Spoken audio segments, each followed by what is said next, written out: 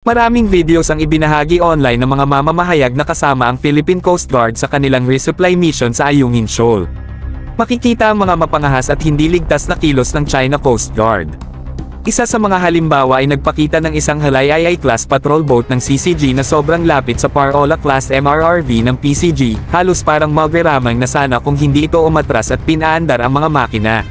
Ngunit huwag mag-alala dahil ang ating matapang na mga opisyal ng PCG ay nag-handle ng sitwasyon ng propesyonal. Sila'y nagtindig sa kanilang pwesto at napilitang umatras at i-reverse ng CCG boat ang kanilang mga makina.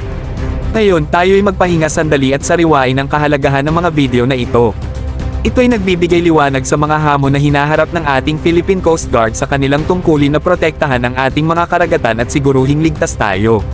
Ang mga video na ito ay paalala na ang ating mga opisyal ng PCG ay tunay na mga bayani na may tapang at determinasyon sa harap ng mga hamon. Kaya itaas natin ang ating mga baso sa Philippine Coast Guard at sa kanilang hindi naglalaho na dedikasyon. Sila ang simbolo ng lakas at katatagan na tumatayo ng matatag sa harap ng mga pagsubok.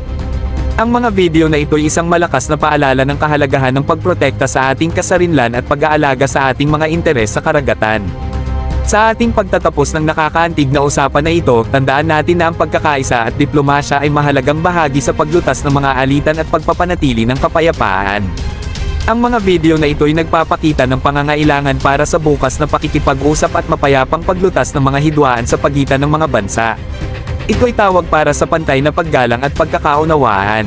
Huwag kalimutang i-hit ang like button, mag-subscribe sa ating channel, at i-ring ang notification bell para lagi kayong updated.